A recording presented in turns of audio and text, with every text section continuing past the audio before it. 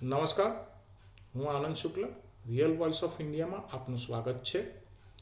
ભારત અને કેનેડા વચ્ચેના સંબંધોમાં આવેલી કડવાશ સમાપ્ત થવાનું નામ લઈ રહી નથી. બંને દેશોમાં તણાવની વચ્ચે કેનેડાએ ફરી એક વખત ભારત સામે વિષવમન કર્યું છે. પોતાની ધરતી પર ખાલિસ્તાની આતંકવાદી હરદીપસિંહ નિજ્જરની હત્યામાં ભારતની કથિત સંડોવણીના પાયાવિહોણા આક્ષેપો લગાવવાના મહિનાઓ બાદ કેનેડાએ નવેસરથી ભારતને બદનામ કરવાનું ચાલુ કર્યું છે. કેનેડાએ હવે ભારતને એક વિદેશી ખતરો ગણાવ્યો છે. કેનેડાએ કહ્યું છે કે નવી દિલ્હી સંભવિત રીતે તેમની ચૂંટણીઓમાં હસ્તક્ષેપ કરી શકે છે. ગ્લોબલ ન્યૂઝના રિપોર્ટ પ્રમાણે આ આરોપ કેનેડિયન સુરક્ષા ગુપ્તચર સેવાએ પોતાના ઇન્ટેલિજન્સ રિપોર્ટમાં લગાવ્યો છે.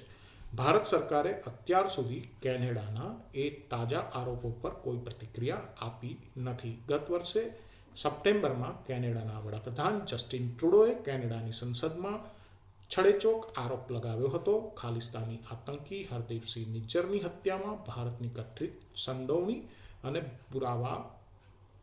ભૂમિકાના નક્કર પુરાવા છે. પરંતુ જ્યારે ભારતે કેનેડાને આ આરોપો સંદર્ભે પુરાવા માગ્યા ત્યારે કેનેડાએ આ પુરાવા હજુ સુધી આપી શક્યું નથી. ભારતે કેનેડાના તમામ આરોપોને ફગાવ્યા હતા.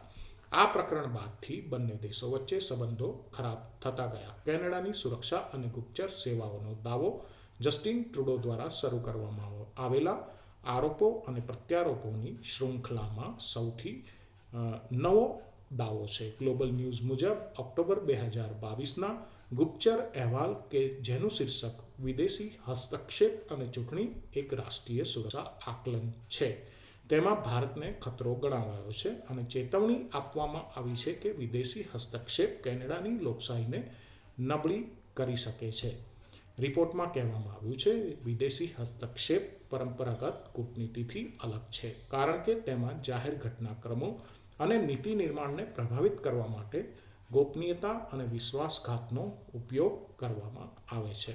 આ પહેલીવાર છે કે જ્યારે કેનેડાએ ભારત પર ચૂંટણીમાં હસ્તક્ષેપ કરવાનો આરોપ લગાવ્યો છે. આ આરોપ ચીન અને રશિયા પહેલાં જ કેનેડા તરફથી સહન કરી ચૂક્યા છે. ગત વર્ષ ફેબ્રુઆરીમાં વિદેશી હસ્તક્ષેપ પર લોકશાહીની સંસ્થાઓના મંત્રીના બ્રીફિંગમાં ચીનને અત્યાર સુધીનો સૌથી મહત્વપૂર્ણ ખતરો ગણાવાયો હતો. રિપોર્ટમાં પીપલ્સ રિપબ્લિક ઓફ ચાઇનાનો ઉલ્લેખ કરતા કહેવામાં આવ્યું છે કે અમે જાણીએ છીએ કે PRCએ 2019 અને 2021ની સંઘીય ચૂંટણીઓને ગુપ્તપણે અને ભ્રામક સ્વરૂપે પ્રભાવિત કરવાની કોશિશ કરી હતી.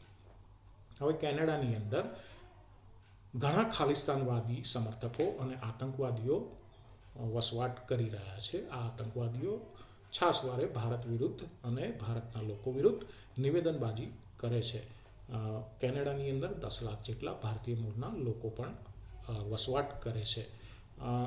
કેનેડાની ચૂંટણીમાં કેટલીક હદે ભારતીય મૂળના લોકોના વોટ એ ઘણા મહત્વપૂર્ણ છે. તેમાં જે પંજાબમાંથી આવેલા લોકો છે અને ખાસ કરીને શીખ સમુદાયના લોકો છે તેમનું ઘણું મોટું વર્ચસ્વ કેનેડાની રાજનીતિમાં રહેલું છે અને તેને કારણે કેનેડાની સરકાર ખાલિસ્તાનવાદી લોકોના જે કરતૂતો છે તેની સામે આંખ આડા કાન કરતું જોવા મળે છે.